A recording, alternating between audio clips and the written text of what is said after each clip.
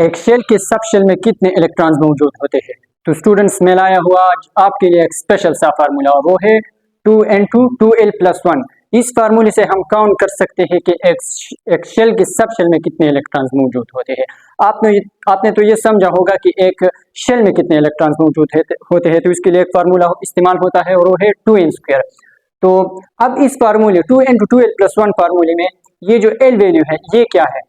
तो L बराबर होता है एजीम्यूथल क्वांटम नंबर का। क्वांटम नंबर तो आपने पढ़े होंगे फर्स्ट ईयर के केमिस्ट्री के सेकंड चैप्टर में मौजूद है। 4 क्वांटम नंबर्स, एक है प्रिंसिपल क्वांटम नंबर, दूसरा है एजीम्यूथल क्वांटम नंबर, तीसरा है मैग्नेटिक क्वांटम नंबर और चौथा है स्पिन क्वांटम नंबर। तो इस क्वांटम नंबर का वैल्यू हम इस फार्मूले में डालेंगे एजीम्यूथल क्वांटम नंबर का।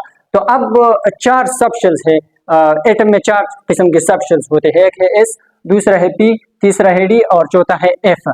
तो इन सब शेल्स के लिए एजीम्यूथल क्वांटम नंबर का वैल्यू क्या है। तो एक खास न्यूमेरिकल वैल्यू होता है हर एक शेल के लिए।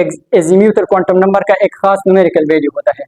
तो S सब शेल के लिए L वैल्यू क्या है, वो है 0। P सब शेल के लिए एजीम्यूथल क्वांटम नंबर का वैल्यू क्या है, वो है 1 और D सब शेल के लिए एजीम्यूथल क्वांटम नंबर का वैल्यू 2 है। F सब शेल के लिए एजीम्यूथल क्वांटम नंबर का वैल्यू 3 है। तो इस सब शेल्स के एजीम्यूथल क्वांटम नंबर्स का जो न्यूमेरिकल वैल्यू है हम उसे पुट करेंगे इस L के जगह पर। 2n2 2l+1 के इस फार्मूले के L के जगह पर हम इसे पुट करेंगे। अब हम इस फार्मूले से मालूम करेंगे कि एक सब शेल में कितने इलेक्ट्रॉन्स मौजूद होते हैं। तो सबसे पहले मैं मालूम करता हूँ इस सब शेल के लिए। ये फार्मूला आपने सबसे पहले लिखना होगा। 2 लिखा मैंने और फिर ब्रैकेट लिखा, फिर 2 लिखा और L की जगह परस्पर एस सब शेल के लिए मैं मालूम करता हूँ। तो एस सब शेल के लिए L या एजीम्यूथल क्वांटम नंबर का वैल्यू 0 है। तो 2 के बाद फिर 0 लिखोगे और फिर +1 और फिर ये ब्रैकेट बंद करोगे। फिर 2 को अपनी जगह लिखो और 2 को 0 के साथ मल्टीप्लाई करो तो 0 आएगा और फिर 0 को 1 के साथ ऐड करो। 2 को फिर अपनी जगह लिखो और 0 को एक के साथ ऐड करो तो क्या आएगा, 0 और 8 को एक साथ ऐड करेंगे तो फिर 1 आएगा और 2 को अब 1 के साथ मल्टीप्लाई करेगी तो 2 आएगा। इसका मतलब है कि एस सब शेल में 2 इलेक्ट्रॉन्स मौजूद होते हैं। अब हम पी सब शेल के लिए काउंट करेंगे कि पी सब शेल के लिए पी सब शेल में कितने इलेक्ट्रॉन्स मौजूद होते हैं। तो ये फार्मूला फिर आपने लिखना होगा।